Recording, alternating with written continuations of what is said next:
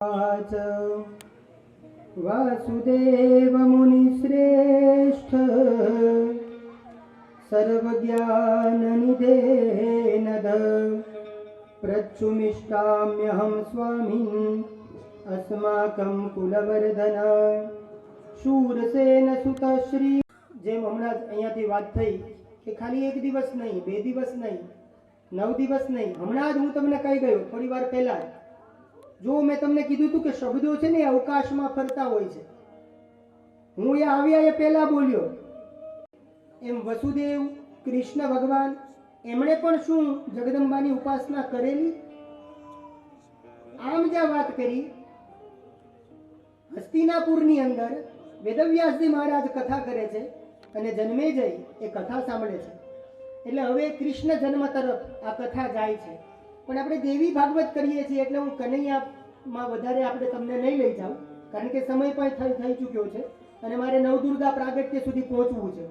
આપણે બધા જ જાણીએ છીએ અહીંયા જન્મેજય આરંભની અંદર પ્રશ્ન કર્યા છે કે આ વસુદેવ એ કોના પુત્ર હતા, અથવા તો વસુદેવ અને દેવકી એના પૂર્વજન્મની તમે કથા કહો.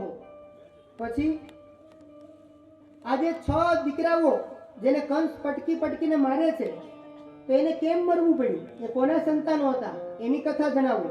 દેવી ભાગવત એટલા માટે સાંભળવું જોઈએ, ભાગવતની અંદર તમને જેટલા જેટલા પ્રશ્ન થાય એ બધાના જવાબ તમને દેવી ભાગવતમાં મળે. એટલા માટે બધું જ સાંભળો, ખાલી એક વસ્તુ સાંભળી અને પૂર્ણ વિરામ મૂકી દો એવું નહીં વાલા.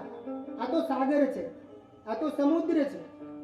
અસિતગીરી સમમ સ્યાત કજ્જલમ સિંધુ પાત્રે સુર તરુવર શાખા લેખની પત્ર મુરલી. આ તો સમુદ્ર છે બાળક, આનો કોઈ દી પાર આવે એમ. પણ જેટલા જેટલા ભાગવતમાં તમને પ્રશ્ન થાય એના જવાબ દેવી ભાગવતમાં મળે કે આ શાંતનુનો ગત જન્મ કોનો હતો, ભીષ્મ કોણ, દેવકી અને વસુદેવ કોણ, એનો ગયો જન્મ શેનો હતો. એવા તો એમને કેવા તપ કર્યા જેના કારણે સાક્ષાત દેવાદિદેવ મહાદેવ કૃષ્ણ એમના ઘરે બ્રહ્મ બાળક બનીને આવે. આવા પ્રશ્ન જન્મેજય કરે છે. યુધિષ્ઠિર કોણ, ભીમ કોણ, નકુલ કોણ, સહદેવ કોણ, હું તમને આગળ કહી ગયો. અર્જુન એ કોના પુત્ર છે, કોનો અંશ છે? ઇન્દ્ર મહારાજનો અંશ છે. યુધિષ્ઠિર કોનો અંશ છે આપણે આગળ જોઈ ગયા વાલા, એટલે હું વિસ્તાર નથી કરતો. યુધિષ્ઠિર ધર્મરાજાનો અંશ, અર્જુન ઇન્દ્ર મહારાજનો અંશ, ભીમ એ વાયુદેવનો અંશ, આપણે આગળ જોઈ ગયા. પણ અહીંયા આ કશ્યપ ઋષિ એટલે વસુદેવ અને દેવકી એનો પૂર્વજન્મ, એટલે પૂર્વજન્મની અંદર એ કોણ બોલે? કશ્યપ મુનિ. અહીંયા બહુ સરસ મજાની વાત કરી છે. અને આ કશ્યપ ઋષિ આખી પૃથ્વી પોતાની પ્રજાથી જો કોઈએ ભરી હોય તો એ કશ્યપ મુનિએ, કારણ કે દક્ષ પ્રજાપતિ એને 60 કન્યાઓ હતી. કેટલી? હવે 60 કન્યાઓમાંથી એમણે 10 કન્યા ધર્મને પરણાવી, 13 કન્યાઓ કશ્યપ મુનિને પરણાવી, 27 કન્યાઓ ચંદ્રમાને પરણાવી, 2 ભૂતને પરણાવી, 2 અંગીરાને પરણાવી, 2 કુશાશ્વને પરણાવી, 4 તાર્ક્ષને પરણાવી. પણ એમાં જે 13 પત્ની હતી કશ્યપ ઋષિ, એટલે આ દક્ષની 13 દીકરીઓ એ કશ્યપ મુનિને પરણાવી. અને આજે પણ તમને બધાને આપણને કોઈને જ્યારે આપણું ગોત્ર ન આવડે, બ્રાહ્મણો ઘરે આવે ને ત્યારે સંકલ્પ કરાવે, કોઈ પણ પૂજા વિધિ યજ્ઞ, તો એમાં તમને પૂછવામાં આવે કે તમારું ગોત્ર કોણ, તમે કયા કુળમાં જન્મ્યા છો, તમારી કુળદેવીમાં કોણ. એટલા માટે સુખી થવું હોય તો ક્યારે કુળદેવી માને ભૂલવાના. એટલા માટે આપણી દીકરી બીજાના ઘરે અને બીજાની દીકરી આપણા ઘરે, એવું કેમ? એવું કેમ? ક્યારેક પૂછો કોઈ બ્રાહ્મણને, ક્યારેક પૂછો કોઈ જાણકારને. એટલા માટે જન્માક્ષરમાં નાડી મેળવવામાં આવે. નાડી જન્મકુંડલી જ્યારે તમે મળાવો ત્યારે એક નાડીવાળા, નાડી એટલે શું પેલા તો એ ખબર હોવી જોઈએ. વાત, આપણી પાસે એટલો સમય નથી, પણ વાત, પિત્ત અને કફ આ 3 પ્રકૃતિ જ્યારે ભેગી થાય ત્યારે નાડી બને, જેને આપણે કહીએ આદ્ય નાડી, મધ્ય નાડી અને અંત્ય નાડી. હવે શરદીવાળાને શરદીવાળા હારે ન ફાવે, દેશી ભાષામાં સમજાવું, સમજાય છે? એટલા માટે નાડી મેચ કરવામાં આવે કે ભાઈ આની નાડી કઈ છે, શું એ આની સાથે મેચ થશે. જો આવું જોવામાં આવે ને તો પ્રજોત્પત્તિમાં સમસ્યા ન થાય, સંતાનમાં તકલીફ ન આવે.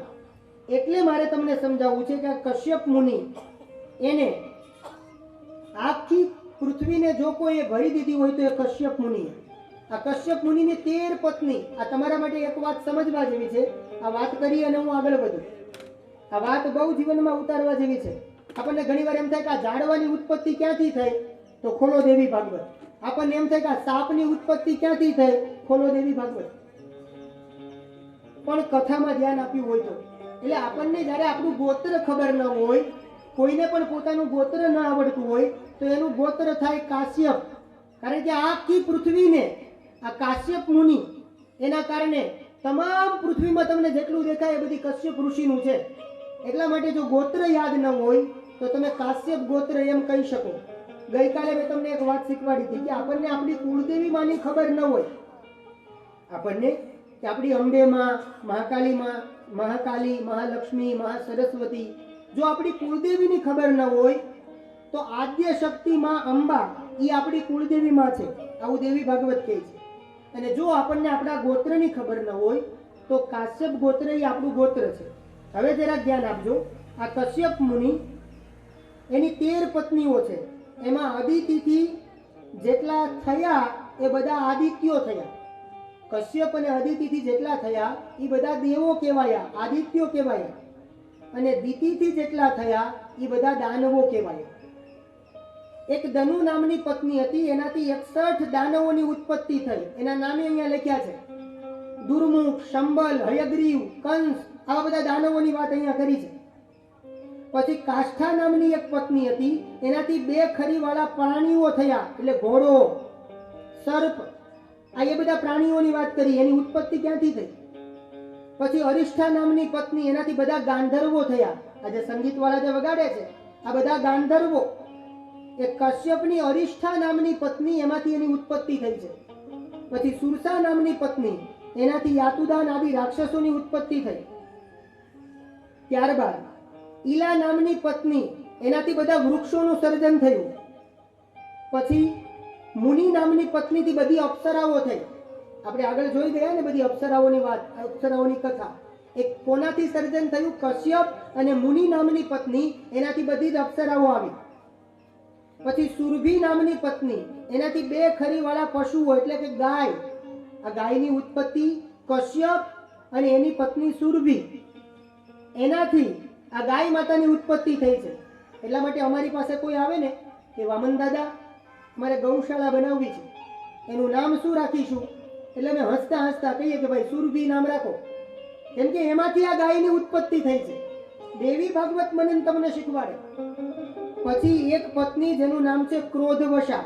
આ એક સમજો, પછી આપણે આગળ વધીએ. એક પત્ની જેનું નામ છે ક્રોધવશા. હવે આ ક્રોધવશામાંથી તમામ જીવ જંતુ, ઝેરી જેટલા જીવ જંતુ છે ને, વીંછી, જેટલા ઝેરી જીવ જંતુ છે એ આ ક્રોધવશામાંથી એની ઉત્પત્તિ થઈ. અને અહીંયા દેવી ભાગવતમાં લખ્યું છે કે માની લો કોઈને વીંછી કરડે અને વીંછી ઉતરતો ન હોય તો એના માટે શું કરવાનું? દેવી ભાગવતમાં લખ્યું છે, બતાવું. એના માટે અઘેડો આવે છે, અઘેડો, આંકડો, અઘેડો, સંઘેડો, એવા બધા વૃક્ષો આવે છે. એમાં અઘેડો આવે છે. એ અઘેડાના પાન તમે લાવો, ચોળી નીચોવીને જ્યાં તમને વીંછી દંશ કર્યો હોય ત્યાં તમારે પાનની માલિશ કરવાની. અને અહીંયા મંત્ર લખ્યો છે, મંત્ર બોલવાનો, ઓમ ક્રોધવશા દેવ્યય નમઃ, ઓમ ક્રોધવશા દેવ્યય નમઃ. જો આમ બોલી અને જે જગ્યાએ વીંછી કરડ્યો છે ત્યાં લગાવવામાં આવે તો મારો દાવો છે કે વીંછીનું ઝેર પણ ઉતરી જાય. વાલા સિંહ, વાઘ, એનોય મંત્ર છે, તમે કહેતા હોય તો આપું. વાઘનો ને સિંહનો ડર ન લાગે એનોય મંત્ર દેવી ભાગવતમાં આપ્યો છે. બોલો. માની લો કદાચ તમે જંગલમાં રહેતા હો અને તમને સિંહ, વાઘ, જેમ કે અમારી બાજુ કાઠિયાવાડમાં તમે આવો અને જુનાગઢ બાજુ જાઓ, ગીરમાં જાઓ, તાલાલામાં જાઓ તો ત્યાં કોણ હોય? ડાલા મથો અને 10 હથો, જેને માથે મોટી મૂછા અને આ તો વકરેલ વનનો રાજા. ઈ કદાચ સામો મળ્યો હોય તો આંખોના નંબર જતા રહી ને, એમને વયા જાય. વાલા કાંઈ ન કરવું પડે. પણ જો હિંસક પ્રાણીઓનો ડર લાગતો હોય તો એના માટે અહીંયા મંત્ર બતાવ્યો છે કે જો એનો ડર તમને ન લાગે તો એના માટે તમે એની માનું નામ છે શર્મા. ઓમ શર્માદેવ્યય નમઃ, ઓમ શર્માદેવ્યય નમઃ. આ મંત્ર બોલો તો સિંહ પણ એની દિશા બદલી નાખે. બોલો, સિંહે સમજે. બોલો, પણ એક સમજતું કોણ નથી, એ આપણે નથી કરવાનું. કોણ નથી સમજતું નહીં. તમે આપણે પલસાણાની તો વાત જ નથી કરતા. આ તો બધા ડાયા છે, હારા છે આ લોકો. આ તો અમે આમ અમદાવાદથી, એટલે અમે અમારા ગામની વાતો, તમારી વાત નથી કરતા.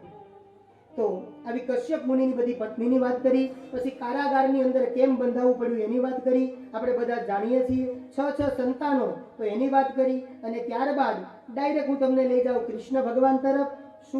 શૂરસેનના થયા વસુદેવ. આપણે બધા જાણીએ છીએ કે મથુરાની અંદર કોણ રહે છે? કંસ. એનું નામનો મતલબ બહુ મજાનો થાય, તમે બધા જાણો છો, એટલે હું કૃષ્ણ જન્મનો વિસ્તાર નહીં કરું. પણ મથુરામાં કોણ રહે છે? કંસ. કંસનો મતલબ શું થાય? કમ સુખમ સ્યતિ ઇતિ કંસ. જે બીજાનું સુખ ભાળી અને ગભરાય એનું નામ કંસ. જે બીજાનું ભાળીને જેના હૃદયમાં તેજો ભાવ જાગે, ઈર્ષા જાગે, દ્વેષ જાગે, એ બધા સમાજના, તમે બોલ્યા, હું નથી બોલ્યો. એટલે કોકનું ભાળીને રાજી. એટલા માટે મેં આગળ તમને કીધું હતું, હજી એકવાર સમજાવું. ખાઈમાં પડેલો વ્યક્તિ, ખાઈમાં જે પડ્યો હોય એ ઉપર આવી શકે છે. ખાઈ મતલબ ખાડો. ખાઈમાં જે વ્યક્તિ પડ્યો હોય એને તમે આમ હાથ આપો, બાવડું આપો તો એ ઊંચો આવી શકે છે. પણ જે અદે ખાઈમાં પડ્યો હોય એને તો બ્રહ્મા નો સુધારી શકે. વાલા, સમજાય છે? એટલે બને તો એકાબીજા પ્રત્યે પ્રેમ રાખવો, હળી મળીને રહેવું, લાગણી ભાવ રાખવો એકાબીજા પ્રત્યે. તો આપણે બધા જાણીએ છીએ. અને ત્યારબાદ વસુદેવ અને દેવકી, એટલે આ કંસ, કૃષ્ણ કથા તમે જાણો છો. પણ આ કંસ એના પિતા ઉગ્રસેનને મારી અને ગાદી ઉપર પોતે બેસી જાય છે. ઉગ્રસેનને જેલમાં પૂરી દે છે. અને પછી દેવકી, દેવક રાજાની દીકરી હોય છે, કંસના કાકાની દીકરી હોય છે દેવકી, ચચેરી બેન. અને એના વિવાહ વસુદેવ સાથે કરાવે છે. પછી આકાશવાણી થાય છે, આપણે બધા જાણીએ છીએ કે આ તારી બેન દેવકી, એને જે તું વળાવે છે એનો 8મો ગર્ભ, 8મો બાળક, એ તારો કાળ બનીને આવશે.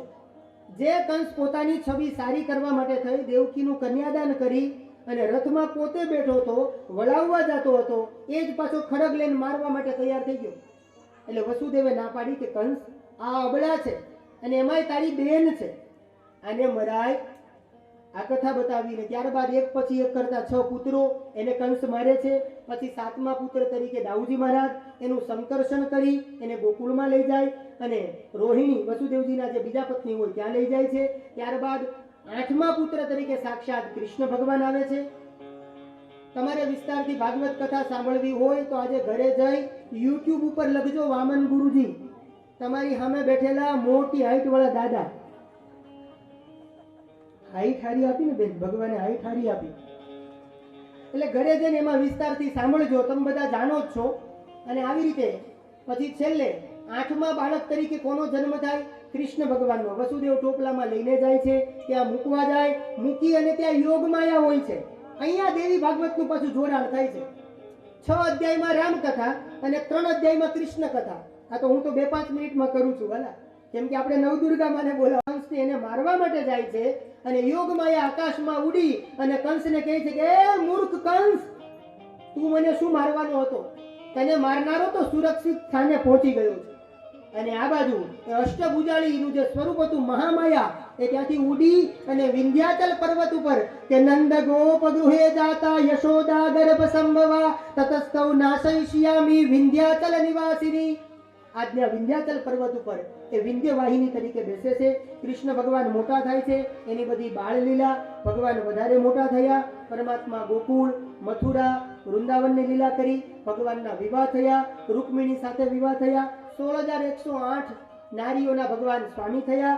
એનાથી આગળ જતા એક પ્રદ્યુમ્ન નામનો પુત્ર, રૂકમિણી અને કૃષ્ણ, એના દ્વારા પ્રદ્યુમ્ન નામનો પુત્ર. અહીંયા પ્રદ્યુમ્નની કથા બહુ મજાની છે, પણ એને વંદન. એ પ્રદ્યુમ્ન નામનો પુત્ર જે થયો, એ પુત્ર મોટો થઈ અને સમરાસુરને મારે છે, જો તમે જોયું હોય તો. અને પ્રદ્યુમ્ન જ્યારે દ્વારિકામાં ભગવાન કૃષ્ણ માતાજીની ઉપાસના કરે છે અને પૂછે છે કે મને કેમ ખબર પડે કે આ મારો જ દીકરો છે, ત્યારે કીધું એને કે તમારો દીકરો જ્યારે દ્વારિકામાં આવશે ત્યારે બિલકુલ તમારી જેવો જ લાગતો હશે, એટલે ત્યારે જ તમે એને ઓળખી શકશો. અને જ્યારે તમારો દીકરો આવશે ત્યારે માતા રૂકમિણી એની છાતીમાંથી દૂધ ઉભરાવા લાગશે અને ત્યારે તમને ખબર પડશે કે આ મારો જ દીકરો છે.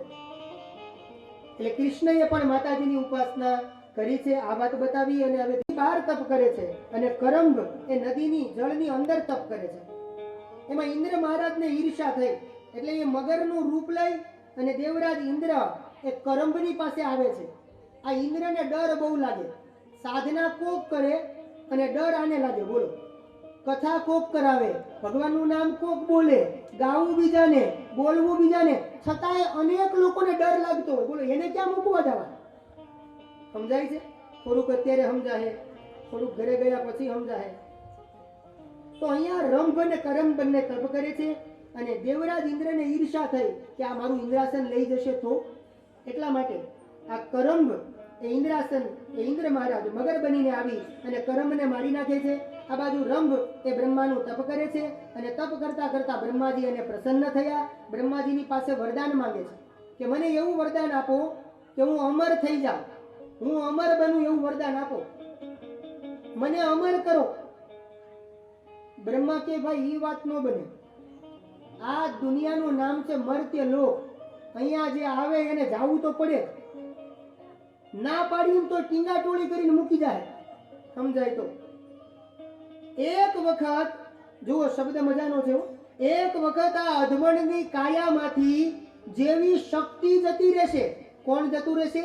પ્રાણ નામની શક્તિ. આમ અધમણની કાયા હોય, આ કોમ 10 માથાળો હોય, 10 આમ હાથ લાંબો હોય, પણ જેવી એમાં પ્રાણ નામની શક્તિ જાય પછી કોઈ ઘરમાં રાખે ખરું?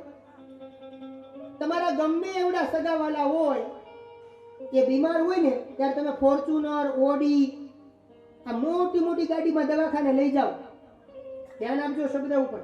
પણ હન કે ડોક્ટર ત્યાંથી એમ કહી દે કે હવે આમાં કશું રહ્યું નથી ને તમે ઘરે લઈ જાઓ, ત્યારે તમે પાછા લાવો છો ફોર્ચ્યુનરમાં, ઓડીમાં બેસાડીને? એના માટે વાહન બદલાઈ જાય વાલા, કાંઈક જાગો, કાંઈક સમજો. એના માટે એમ્બ્યુલન્સ આવે. સમજાય છે? દેવી ભાગવત મને તમને સમજાવે. આ રંભ અને કરંભ. રંભ એમ કહે છે કે મને અમર બનાવો. બ્રહ્મા કે હું તારા કાગળિયામાં સહી ન કરું ભાઈ, આ તું બહુ અઘરું માંગે છે, હું તને અમર ન કરું, આ તને અભય બનાવું, બીજું કાંઈક માંગ. ત્યારે રંભ એમ કહે છે કે મને કોઈ મારું મૃત્યુ કોઈ સ્ત્રીના હાથે થાય, કોઈ પુરુષના હાથે થાય, આવી માંગ કરે છે. આ બાજુ બ્રહ્મા તથાસ્તુ કહે છે. રંભ જતો હોય છે એવામાં સામે એક મહિષી એટલે એક ભેંસ સામે આવે છે. ભેંસને સંસ્કૃતમાં કહેવાય મહિષી, અને એ ભેંસ સામે આવતી હતી. અને આ બાજુ આ રંભ જે હતો એ આગળ વધ્યો અને જ્યાં રંભે આ મહિષીને જોઈ, ભેંસને જોઈ, એટલે રંભે પણ સામે પાડાનું રૂપ લીધું, એ પણ પાડો થયો. એટલે ભેંસ અને આ પાડો એ બંનેની પરસ્પર દ્રષ્ટિ આગળ વધી અને એમાંથી એક સંતાનની ઉત્પત્તિ થઈ જેનું નામ છે મહિષાસુર, મહિષીનો દીકરો. રંભે ભેંસની સામું જોયું કે મારું દિવ્ય તેજ હું કોની અંદર રાખું? અસુરો હોય ને એની બુદ્ધિ આવી જ હોય, એટલે એને કોઈ ન દેખાડું ને ભેંસ દેખાણી સામે, એટલે એનું તેજ એ ભેંસની અંદર પધરાવ્યું. એટલા માટે એ પાડો બન્યો. આ ભેંસ એટલે એમાંથી જે દીકરો નીકળ્યો, જે પુત્રની ઉત્પત્તિ થઈ, જેનું નામ છે મહિષાસુર. અને આ મહિષાસુરે એટલો બધો અત્યાચાર કર્યો છે. પછી આ મહિષાસુર પણ બ્રહ્માજીનું તપ કરે છે અને જાય છે પુષ્કરમાં, રાજસ્થાન. ક્યાં જાય છે? આજનું રાજસ્થાન, બ્રહ્માજીનું મંદિર પુષ્કર તીર્થની અંદર. આ મહિષાસુર કાલે વિસ્તાર કરશું, પણ આ મહિષાસુર એ ત્યાં તપ કરે છે. ઓમ બ્રહ્મણે નમઃ, ઓમ બ્રહ્મણે નમઃ. આમ તપ કરવા લાગ્યો. ચારે બાજુ અગ્નિ તાપે છે, ચારે બાજુ અગ્નિ ને વચ્ચે મહિષાસુર ઊભો છે અને તપશ્ચર્યા કરે છે. અને છેલ્લે જ્યારે બ્રહ્માજી પ્રસન્ન થયા ત્યારે મહિષાસુર પણ એ જ માગે છે કે મને અમર, બધા રાક્ષસને હરીફરીને અમર થઈ જાવ. એટલે મહિષાસુર પણ એમ કહે છે કે મને અમર. બ્રહ્મા કે ભાઈ ઈ બાબત ન બને, તું બીજું કઈ વરદાન માંગ. ત્યારે ઈ પણ એમ કહે છે કે જો તમારે આપવું જ હોય તો મારું મૃત્યુ કોઈ પણ સ્ત્રીના હાથે થાય. કારણ કે આ મહિષાસુર એટલો બધો અભિમાની અને એટલો બધો આમ એને અત્યાચાર મચાવેલો, એને એમ કે સ્ત્રીઓને આ મહિષાસુર સામાન્ય સમજતો હતો. એટલા માટે બ્રહ્માજીએ તથાસ્તુ કીધું ને આ બાજુ સમય વ્યતીત થયો અને ત્યારબાદ જ્યાં સમય પસાર થયો મહિષાસુર અત્યાચાર કરવા લાગ્યો છે અને આ બાજુ એ અત્યાચારના કારણે સમય વ્યતીત થયો અને જ્યાં મહિષાસુરે આખી ધરતીની અંદર જ્યાં જુઓ ત્યાં બધે હાહાકાર મચાવ્યો. સમય આગળ વધ્યો અને એના કારણે તમામ દેવતાઓ મહિષાસુરના ત્રાસથી હિમાલયની અંદર આવ્યા. આવીને જગદંબાને પ્રાર્થના કરવા લાગ્યા, હે જગદંબા, હે પરામાયા, હે મહામાયા, તમે પ્રસન્ન બનો અને તમે નવ દુર્ગાનું રૂપ ધારણ કરો અને તમે આ અમારી ઉપર આ મહિષાસુર નામનો દૈત્ય એના અપરાધમાંથી તમે અમને બચાવો. દેવતાઓને જ્યારે જ્યારે મુશ્કેલી આવે એટલે દેવતાઓ જગદંબાના ચરણે જાય અને આજ માં ભગવતી તમામ દેવતાઓમાંથી એક તેજ પુંજ નીકળ્યું અને તમામ દેવતાઓના તેજ પુંજમાંથી 18 હાથવાળી માં નવદુર્ગા અને દેવી ભાગવત લખે. નવદુર્ગા કેવા લાગે છે? ત્રિગુણાતા મહાલક્ષ્મી સર્વદેવ શરીરદા અષ્ટાદશ ભુજારમ્યા ત્રિવર્ણા વૈશ્ય રૂપિણી ત્રિવર્ણા વિશ્વમોહિની અષ્ટાદશ ભુજા દેવી સહસ્રભુજ મંડિતા સંભુતા સુરનાશાય તેજો રાશિ સમુદ્ભવા. અને 18 ભુજાવાળી માં જગદંબા એનું સ્વરૂપ તૈયાર થયું. દેવરાજ ઇન્દ્રએ વજ્ર આપ્યું, મહાદેવજીએ ત્રિશૂળ આપ્યું, ક્ષીરસાગરે વસ્ત્ર અર્પણ કર્યું, બ્રહ્માએ કમંડલ અર્પણ કર્યું, વરુણ ભગવાને પાશ અર્પણ કર્યું, કુબેરે ગદા અર્પણ કરી અને આ નવે નવ દુર્ગા એનું પ્રાગટ્ય થયું છે હિમાલયની અંદર અને હિમાલયની ઉપરથી નવે નવ દુર્ગા આવે છે અને કેવા લાગે છે કે નભ મેં આનંદ ભયો જય હો અંબે માત કી, નભ મેં આનંદ ભયો જય હો અંબે માત કી. નવે નવ દુર્ગા મૈયા તૈયાર થયા છે. કોઈ મહાકાળી દેવા લાગે, કોઈ મહાશક્તિ દેવા વર, પોતાના હાથમાં પાસ, પાંચમી માં ભગવતીના હાથમાં અંકુશ અને નવે નવ દુર્ગા ધીમે ધીમે આગળ વધવા લાગ્યા.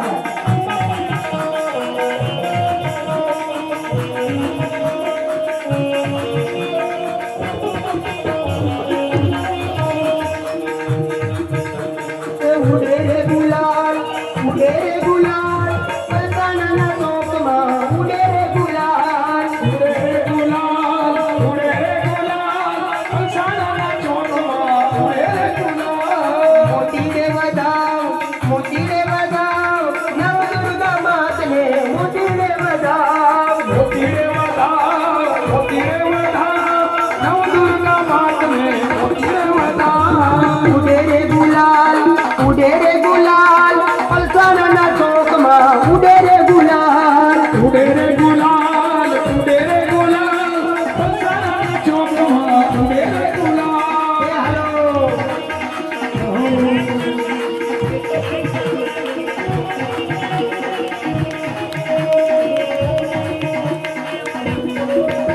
હાલો ઉપર લઈ આવો, ઉપર આવો, ઉપર આવો. 4 માતાજી આ બાજુ, 5 માતાજી આ બાજુ.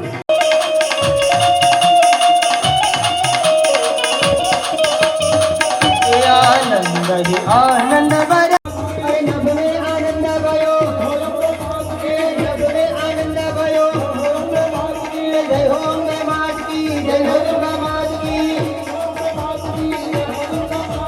જય હો અંબે માત કી, નવ દુર્ગા માત કી. અરે નભ મેં આનંદ ભયો, જય હો અંબે માત કી, બોલો અંબે માત કી, નવ દુર્ગા માત કી. આવી રીતે મહિષાસુરના વધ માટે આ નવે નવ દુર્ગાનું પ્રાગટ્ય થયું છે. આવી કથા દેવી ભાગવતના 5મ સ્કંદના આરંભમાં છે. આજની 5મા દિવસની માતૃ પિતૃ પૂજન, જેમને પણ માતૃ પિતૃ પૂજા કરવી હોય તે ઘરેથી થાળી, વાટકી, ચમચી એટલું જ ખાલી તમારે ચમચી લાવવાની. સંગીતાબેન કલસર વાળું જોડું આવી જાય આરતી માટે. વિનોદભાઈ, રામુભાઈ. અંબે માતની રે દુર્ગા મંગલ આરતી ઉતારું અંબે હે મેં તો ફૂલ કેરો હારલો બનાવ્યો રે હે મારા માતાજીને હારલો પહેરાવ્યો રે હે મંગલ આરતી ઉતારું અંબે માતની રે હે મેં તો ભાવના ભોજન બનાવ્યા રે હે મારા માતાજીને પ્રેમથી જમાડ્યા રે હે મંગલ આરતી ઉતારું અંબે માતની રે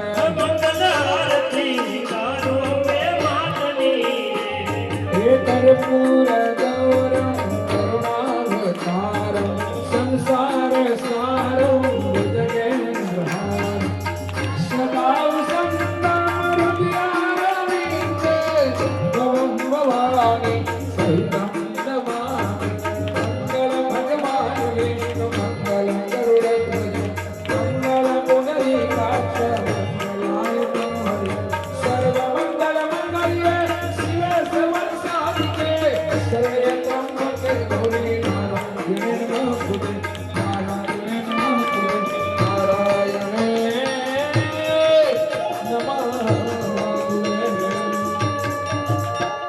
कानि च पापानि जन्मान्तरकृतानि च तानि सर्वाणि नश्यन्तु प्रदक्षिणां पदे पदे આરતી ભગવાનને આપીને સાઈડમાં મૂકી દેજો. આ દેવીઓને આપણે નીચે